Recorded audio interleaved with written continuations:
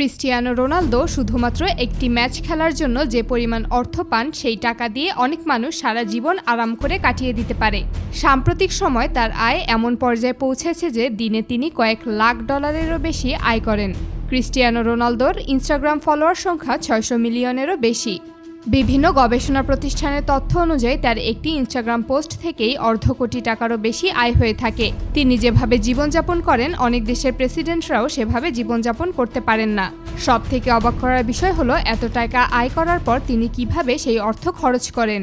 রোনালদোর বিভিন্ন দেশে একাধিক বিলাসবহুল বাড়ি রয়েছে। পর্তুগালের রাজধানী লিসবনে তার একটি অত্যন্ত ব্যয়বহুল বাড়ি রয়েছে, যেটিকে পর্তুগালের সবচেয়ে দামি ব্যক্তিগত বাড়িগুলোর একটি বলা হয়।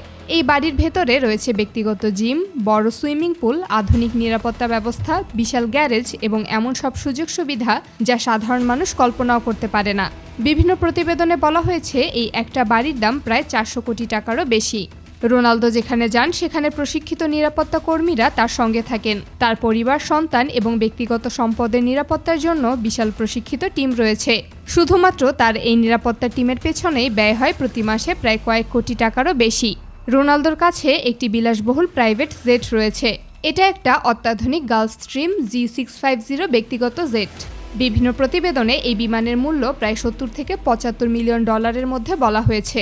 এই বিমানে এমন সব সুবিধা রয়েছে যা অনেক 5 তারকা হোটেলেও দেখা যায় না। ভেতরে রয়েছে আরামদায়ক বসার জায়গা, বিশ্রাম নেওয়ার জন্য আলাদা কক্ষ, উন্নত যোগাযোগ ব্যবস্থা এবং দীর্ঘ দূরত্বের ভ্রমণের জন্য বিশেষ সুবিধা। পৃথিবীর এক প্রান্ত থেকে আরেক প্রান্তে যাওয়ার সময় তিনি বিমানবন্দরের দীর্ঘ লাইনে দাঁড়ান না। নিজের সময় বাঁচাতে সরাসরি ব্যক্তিগত জেটে চড়ে গন্তব্যে পৌঁছে যান। রোনালদোর গ্যারেজে রয়েছে বিশ্বের সবচেয়ে বিরল এবং ব্যয়বহুল কিছু গাড়ি। তার সংগ্রহে রয়েছে বুগাটি, রোলস রয়েস, ফেরারি, ল্যাম্বরগিনি, ম্যাকলারেন এবং আরও অনেক বিলাসবহুল ব্র্যান্ডের গাড়ি। বিশেষ করে তার বুগাটি সেন্টো ডিএসি বিশ্বের সবচেয়ে বিরল গাড়িগুলোর একটি। মূলত এই ধরনের গাড়ি কিছু নির্দিষ্ট ব্যক্তিদের জন্য তৈরি করে থাকেন। এই ধরনের গাড়ির মূল্য সাধারণত কয়েক শত কোটি টাকা ছাড়িয়ে যায়।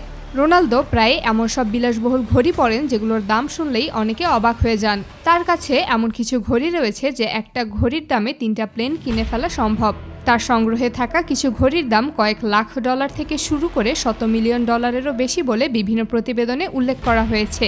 হীরা বসানো বিশেষ সংস্করণের কিছু ঘড়ি রয়েছে যেগুলো বিশ্বের অল্প কয়েকজন মানুষের কাছেই দেখা যায়। জানলে অবাক হবেন, শুধুমাত্র তার একটা ঘড়ির দাম দিয়েই একটা ছোট দ্বীপ কিনে ফেলা সম্ভব। তবে সবথেকে আশ্চর্যের ব্যাপার হলো রোনালদো নিজের শরীরের যত্ন নেওয়ার জন্য বিপুল পরিমাণ অর্থ ব্যয় করেন। তিনি বিশ্বের সেরা পুষ্টিবিদ, ফিটনেস বিশেষজ্ঞ এবং স্বাস্থ্য বিশেষজ্ঞদের সঙ্গে কাজ করেন। প্রতিদিনের খাবার থেকে শুরু করে ঘুমের সময় পর্যন্ত সবকিছু পরিকল্পনা করে করা হয়, কারণ তিনি বিশ্বাস করেন তার শরীরই তার সবচেয়ে বড় সম্পদ। এ কারণে 40-এর কাছাকাছি বয়সেও তিনি অনেক তরুণ খেলোয়াড়দের মতোই ফিট থাকতে পেরেছেন। রোনালদো সাধারণত বিশ্বের নামকরা ফ্যাশন ব্র্যান্ডগুলোর পোশাক ব্যবহার করেন। অনেক সময় একটি জ্যাকেট, একটি স্কার্ফ কিংবা সাধারণ একজোড়া মোজার দামও কয়েক লাখ টাকার কাছাকাছি পৌঁছে যায়। রোনালদো শুধু খরচই করেন না, তিনি বিপুল পরিমাণ অর্থ বিনিয়োগও করেন। তার বিভিন্ন ব্যবসা রয়েছে। হোটেল, ফ্যাশন ব্র্যান্ড, জিম এবং অন্যান্য বাণিজ্যিক খাতে তার বিনিয়োগ রয়েছে।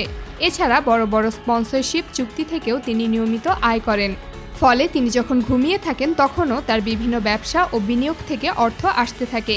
অনেক মানুষ মনে করেন এত সম্পদ থাকা মানে শুধু টাকা খরচ করা, কিন্তু বাস্তবে ধনী ব্যক্তিদের একটি বড় অংশ তাদের সম্পদ আরও বাড়ানোর জন্য বিনিয়োগ করেন। রোনালদোর ক্ষেত্রেও বিষয়টি একই।